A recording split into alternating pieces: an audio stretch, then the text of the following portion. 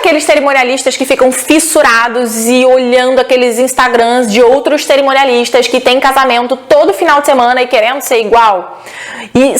Isso pra você, ou seja, ter casamento todo final de semana pra você é sinônimo de sucesso?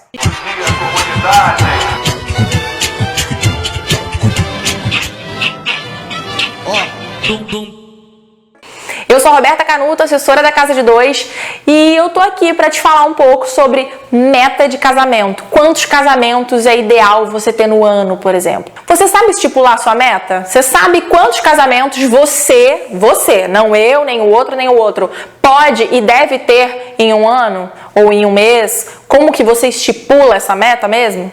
Não existe uma resposta certa para isso, se é isso que você está buscando aqui. Não tem uma matemática exata, correta, copia e cola para todo mundo, não é mágica. Cada um tem a sua realidade, cada um tem a sua forma de trabalhar. Tem empresas que fazem casamentos todos os finais de semana, às vezes mais do que um casamento por final de semana, porque ela tem estrutura para isso e ela criou um modelo de negócio que funciona dessa maneira, como se fosse uma agência de eventos, por exemplo.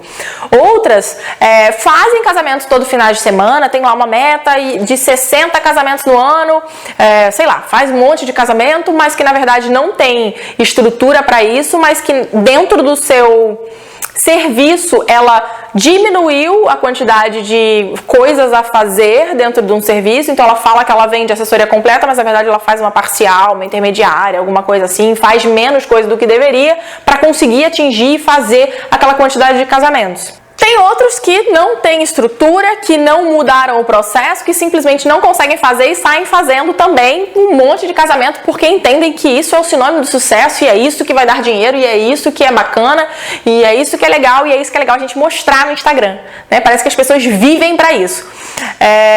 Eu tenho certeza que não quer ser a terceira, eu também não gostaria nem de ser a segunda opção, né? Ter que mudar no modelo do serviço, modelo de negócio, mas cada um com a sua realidade, entendendo que realmente precisa ser feito. Para você estipular sua meta, é preciso você fazer uma conta inversa. Ao invés de você pensar, eu quero fazer 100 casamentos no ano, você precisa pensar e analisar. Lembre-se que você é uma empresa. Então, o que você precisa pensar e analisar ao invés de simplesmente meter uma meta louca, desvairada e sem nenhum embasamento? Ponto número 1. Quanto eu preciso ganhar por mês para sustentar a minha empresa e eu?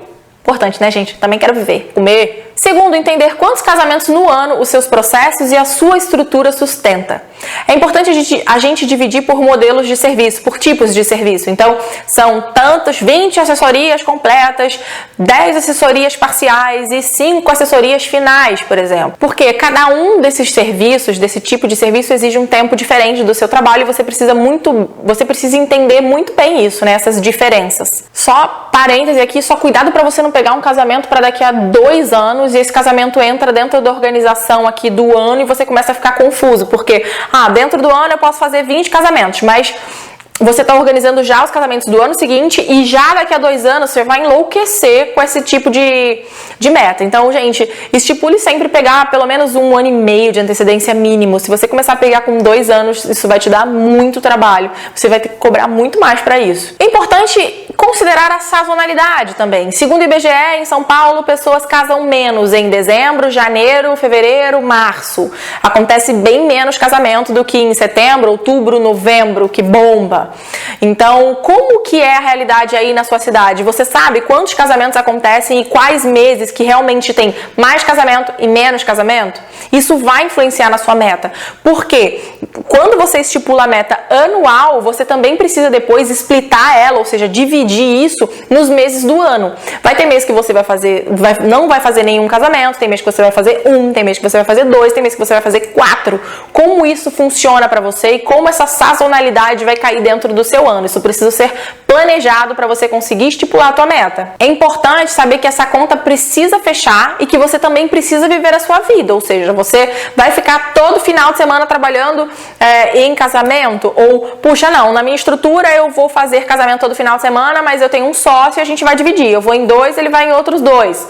Pode ser uma forma também de você ter mais volume, ter mais casamento e você não se cansar tanto, porque a gente precisa estar bem preparado para para trabalhar durante a semana também. Talvez, se você estiver no começo da empresa, por exemplo, você vai entender que você vai precisar primeiro plantar para depois colher, ou seja, primeiro você vai precisar colocar dinheiro para depois você começar a retirar dinheiro. Empresa é assim, gente, você precisa investir para depois começar a fazer suas retiradas. Só é importante você estabelecer e ter um planejamento de vendas eficaz para você saber quando você vai começar a poder fazer essas retiradas, quando você vai poder colher esses frutos realmente daquilo que você está investindo hoje. Bom, e aí que você entendeu quanto você precisa ganhar para sobreviver, como que funciona a sazonalidade, como que é a sua estrutura, quantos casamentos você consegue fazer, você estipulou lá a sua meta anual, você vai splitar isso por mês, entender até quantos casamentos por mês você faz,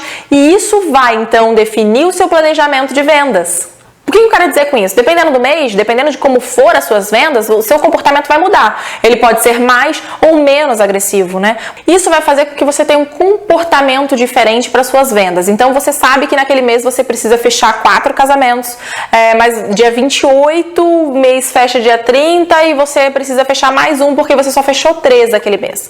Então, como você vai fechar mais um casamento? Você vai ter mais abertura para negociação. Você pode usar aquele gatilho mental de urgência, por exemplo, e entrar em contato com alguns noivos que entraram em contato com vocês, que não fecharam, e você falar com eles, olha, para você exclusivamente, se você fechar até amanhã, a gente consegue te dar o RSVP ativo, que não está incluído dentro do serviço de assessoria final, por exemplo. Com esse planejamento, você vai saber qual que é o serviço que você pode fechar e para qual data você pode fechar, porque você está fechando o calendário do seu ano naquele mês, ou estipulando o calendário do seu ano naquele mês. Então, quais são as datas que você ainda tem livre para o ano seguinte? Tudo isso influencia muito seu comportamento de vendas hoje, porque é hoje que você está vendendo o ano seguinte. Então, a gente coloca, obviamente, a meta em cima das suas vendas, mas que você está estipulando o ano seguinte, até onde e até quantos casamentos você consegue ir. Não menos importante, a sua meta ela precisa ser smart, ela precisa ser precisa e direta. Smart, S de específico. Quais são os serviços, onde, qual a porcentagem versus o faturamento que você vai aumentar. Ela também precisa ser mensurável, ou seja, M de mensurável. A quantidade, o valor. Ela também precisa ser atingível. Não adianta nada a gente fazer uma meta super louca, sendo que ela não é factível. E ao mesmo tempo ela precisa ser relevante, R de relevante. Ela precisa ser relevante, ela tem que ser atingível, mas ela tem que ser relevante, ela precisa ser ambiciosa, né? Ela não dá pra ser flat, né? Não dá pra você ficar sempre na mesma meta. Você sempre tem que, buscar o melhor, buscar crescer e se desenvolver. Então ela tem que fazer com que você realmente se mexa para atingir aquela meta. Não adianta você fazer uma meta fácil, né? Ela tem que te desafiar e, claro, fazer sentido dentro da tua empresa. E, obviamente, por último, T de temporal. Até quando ela vai ser atingida, né? Então, realmente colocar uma data lá, porque de nada adianta a gente colocar uma meta e não saber quando que ela vai acontecer. Que é tipo a minha meta de fazer academia. No dia de São Nunca. Então é muito fácil, eu coloco lá minha meta no começo do ano e não coloco até quando, não coloco a parte do tempo. Então, eu posso fazer ano que vem, depois daqui a 2 anos, 30 anos, quem sabe. Então, da sua empresa não, ela precisa ter um tempo para você estipular até quando você tem que bater aquela meta. E aí a gente vem para uma outra meta, que aí sim é uma meta smart. Fechar 30 casamentos, sendo 23 consultorias, 5 parciais e 2 finais. Aumentando o faturamento da companhia em até 20% versus 2008 até dia 31 de 12 de 2020. 31 de 12 de 2019, né? Então, olha como ela é específica, mensurável, atingível, relevante e temporal. Então, você sempre que for formular sua meta do ano, não é simplesmente 100 casamentos, 10 casamentos. Não, ela precisa ser sempre ter essas 5 letrinhas aí, o SMART, né? S-M-A-R-T, 5 letras. Acertei.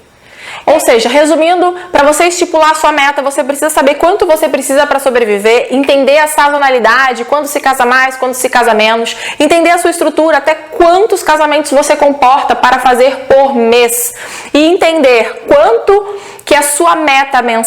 vai ser a sua meta mensal para fechar o ano seguinte, o calendário do próximo ano. Para para você então conseguir executar os casamentos que estão acontecendo esse ano e planejar os casamentos do ano seguinte, conseguir fechar o seu calendário.